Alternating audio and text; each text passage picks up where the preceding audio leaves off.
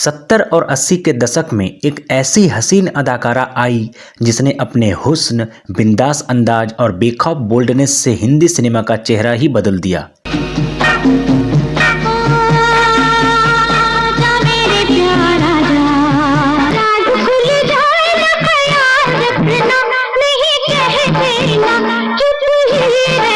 वह अदाकारा जिसने पर्दे पर कदम रखते ही सबको चौंका दिया।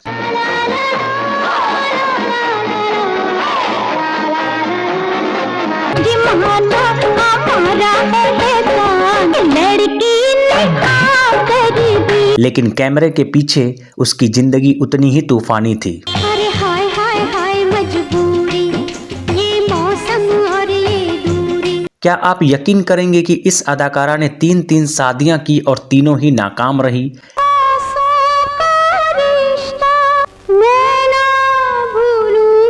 क्या आप सोच सकते हैं कि उसके पहले पति ने होटल में ले जाकर उसे बेरहमी से पीटा और तीसरे पति ने उसे बंधक बनाकर कई बार जबरदस्ती की कोशिश की।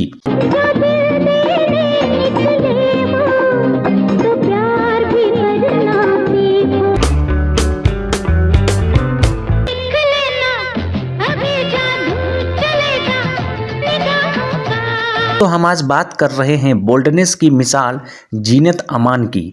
आज की इस कहानी में हम जीनत की निजी और फिल्मी जिंदगी के हर उतार चढ़ाव को महसूस करेंगे।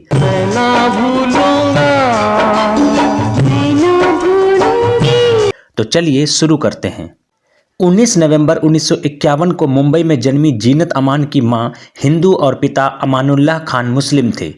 अमानुल्लाह खान वही शख्स थे जो हिंदी सिनेमा के मशहूर स्क्रीन राइटर थे। जीनत छोटी ही थी कि उनके माता पिता का तलाक हो गया और जब वह सिर्फ 13 साल की थी तभी उनके पिता का निधन हो गया। इसके बाद उनकी परवरिश पूरी तरह मां ने की। जीनत ने मुंबई से पढ़ाई की और आगे की पढ़ाई के लिए अमेरिका चली गई। उन्होंने कैलिफोर्निया यूनिवर्सिटी से अपनी हायर स्टडीज पूरी की और फिर 1970 में भारत लौट आई। भारत लौटते ही उन्होंने मॉडलिंग शुरू की और कुछ ही समय में मिस पैसिफिक एशिया का खिताब जीतकर इतिहास बना दिया। वह यह खिताब जीतने वाली पहली भारतीय महिला बनी। कम ही लोग जानते हैं कि जीनत ने शुरुआत Indo Filipino drama film the evil within से की थी, जिसमें उनके साथ देव आनंद साहब थे। यह फिल्म हिंसक और बोल्ड दृश्यों की वजह से भारत में रिलीज ही नहीं हो पाई। साल 1971 में आई उनकी फिल्मों हलचल और हंगामा तो फ्लॉप हो गई और जीनत इंडस्ट्री छोड़ने का सोचने लगी। इसी समय देव आनंद साहब फिल्म हरे रामा हरे कृष्णा बना रहे थे। उन्हें अपनी बहन की भूमिका के लिए एक नई चेहरे की तलाश थी। फूलों का तारों का सबका कहना है। बहुत सी अभिनेत्रियों ने बहन का किरदार करने से मना कर दिया, तब यह रोल जीनत को दिया गया। शुरुआत में वे हिचकिचाई मगर देवानंद साहब ने समझाया और वे मान गई।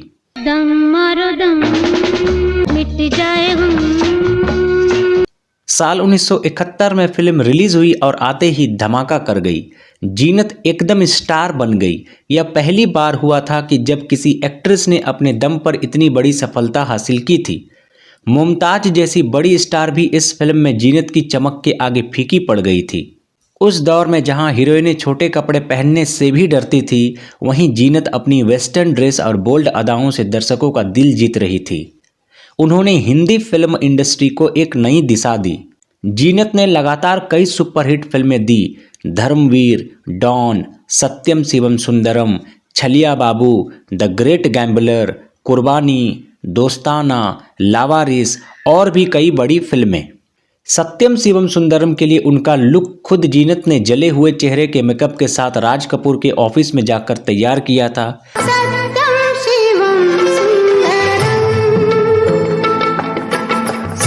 राज कपूर उनकी लगन से इतने प्रभावित हुए कि उन्हें तुरंत साइन कर लिया। आपको बता दें, फिल्म अब्दुल्ला की शूटिंग के दौरान संजय खान और जीनत के बीच नज़दीकियां बढ़ी। संजय शादीशुदा थे, फिर भी दोनों लिव इन में रहने लगे।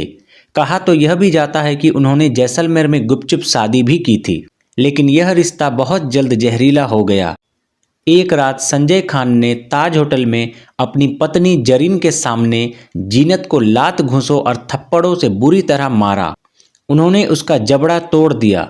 बाल पकड़कर उसे घसीटा और आंख पर भी चोट पहुंचाई। हैरानी की बात यह थी कि जरीन खान ने इस पिटाई की सराहना की और कोई भी उन्हें बचाने आगे नहीं आया। फिर भी जीनत ने संजय को माफ किया, लेकिन कुछ समय बाद वह इस रिश्ते से निकल आई। फिर लगभग 7 साल बाद जीनत की मुलाकात एक्टर मजहर खान से हुई। दोनों ने साल 1985 में शादी कर ली। शुरुआती साल अच्छे बीते और जीनत ने 2 बेटों को जन्म दिया, लेकिन धीरे धीरे मजहर को पत्नी की कामयाबी चुभने लगी। उन्होंने जीनत से कहा कि फिल्मों में काम छोड़ दो, और जीनत ने बिना विरोध किए हुए काम छोड़ भी दिया। इसके बाद मजहर ड्रग्स के आदी हो गए, हिंसक होते गए और दोनों का रिश्ता पूरी तरह टूट गया। यह विवाह भी 12 साल की यातना बन गया। साल 1998 में मजहर की किडनी फेल होने से मौत हो गई। उनके अंतिम संस्कार में जीनत को मजहर का चेहरा तक देखने नहीं दिया गया। संजय और मजहर के बाद जीनत की जिंदगी में आए बिजनेसमैन सरफराज उर्फ अमन खन्ना। दोनों लिव इन में रहे और फिर 2012 में उनकी शादी की खबरें मीडिया में आई, लेकिन कुछ समय बाद जीनत ने उन पर रेप, धोखाधड़ी और गहने हड़पने का केस दर्ज कराया। जीनत ने आरोप लगाया कि उसने नकली निकाह के कागज बनवाए, उन्हें बंधक बनाया, कई बार जबरदस्ती की और लगातार 5 साल तक उनका शोषण किया। साल 2018 में सरफराज गिरफ्तार हुआ और लगभग 2 साल जेल में रहा। अदालत ने उसे शर्तों के साथ जमानत दी और जीनत को मुआवजा देने का आदेश दिया। जीनत अमान ने अपनी जिंदगी के इन सभी दर्दनाक अनुभवों को अपनी किताब और इंटरव्यूज में दर्ज किया है। आज वह मजबूत, आत्मनिर्भर और प्रेरणा की मिसाल है। दोस्तों, यही थी जीनत अमान की जिंदगी की सच्ची कहानी। एक ऐसी कहानी जिसमें शोहरत भी है, प्यार भी है, दर्द भी है और संघर्ष भी है।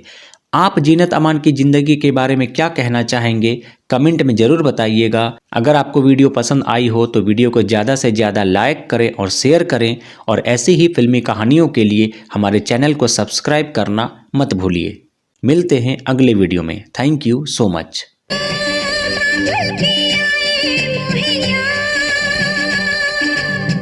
चेहरे पे जुल्फें बिखरी हुई थी, मैं आशिक हूँ बहारों का।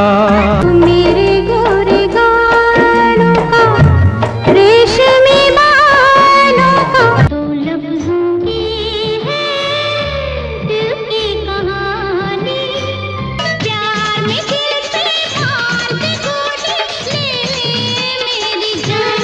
तेरी हर अदा है हसीन, नजर न लग जाए कहीं। मेरा नाम है साहिब, सबको सलाम।